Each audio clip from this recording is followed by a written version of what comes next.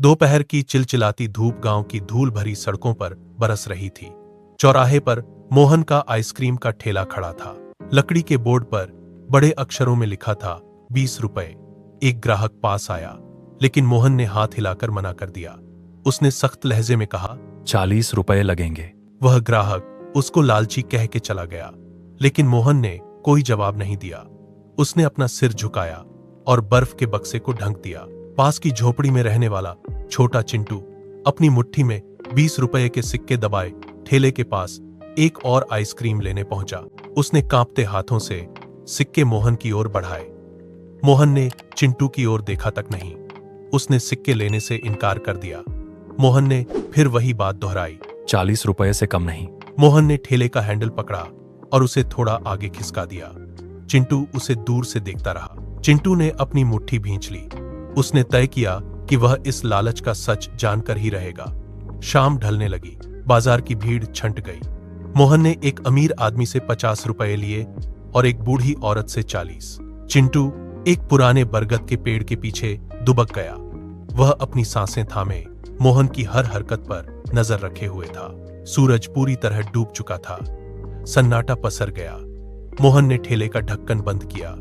उसने पैसों की थैली निकाली और उसे कसकर पकड़ लिया। मोहन ने ठेला एक कोने में धकेला और गांव की सीमा की ओर तेजी से कदम बढ़ाने लगा। चिंटू दबे पांव उसके पीछे हो लिया। गलियां सुनसान थीं।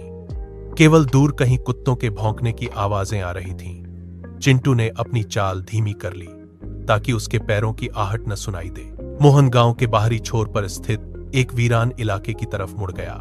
वहां झाड़ियों के बीच एक टूटी फूटी झोपड़ी खड़ी थी। मोहन रुका। उसने चारों तरफ नजरें दौड़ाईं और झोपड़ी का दरवाजा खोलकर अंदर चला गया। चिंटू ने एक लंबी सांस ली और अंधेरे में दबे पांव उस झोपड़ी की ओर बढ़ने लगा। चिंटू ने खिड़की के उस छोटे से छेद से अंदर झांका। झोपड़ी के अंदर का दृश्य देख उसकी आंखें फटी की फटी रह गईं। कमरे में एक छोटी सी खाट बिछी थी जिस पर एक बच्ची बेसुध पड़ी थी। उसके चेहरे पर पीलापन था और उसकी सांसें बहुत धीमी चल रही थीं। खाट के पास एक छोटी सी मेज पर दवाइयों की कई शीशियां और इस्तेमाल किए हुए इंजेक्शन बिखरे पड़े थे। मोहन खाट के किनारे बैठा था।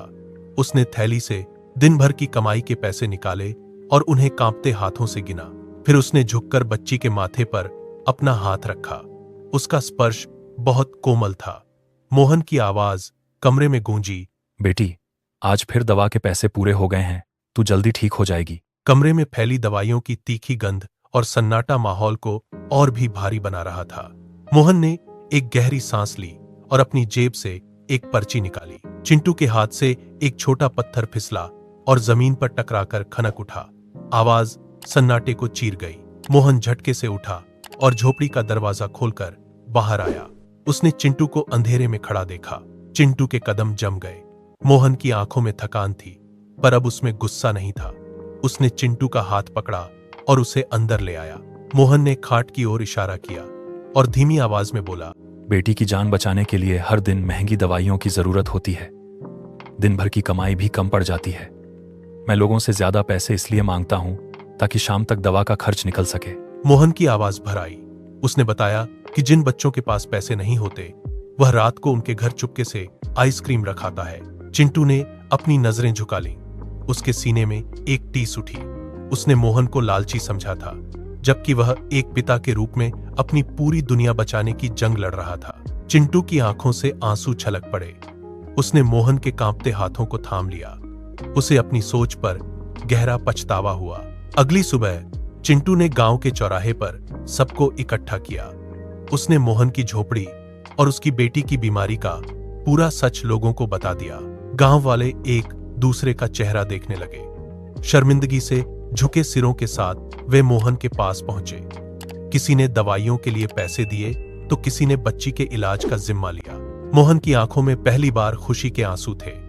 अब उसे किसी से मोलभाव करने की जरूरत नहीं थी। लोग खुद उसके ठेले पर आते और 100 का नोट थमाकर चले जाते। मोहन का ठेला अब खुशियों का केंद्र बन गया था। वह दिन भर बच्चों को मुफ्त में आइसक्रीम बांटता। उसने साबित कर दिया कि किसी को परखने से पहले उसकी मजबूरी को समझना ही असली इंसानियत है। गांव की गलियों में अब बच्चों की हंसी गूंजती थी। मोहन का चेहरा अब तनाव मुक्त था। उसने अपनी बेटी का हाथ थामा और मुस्कुरा दिया। मानवता की जीत हो चुकी थी।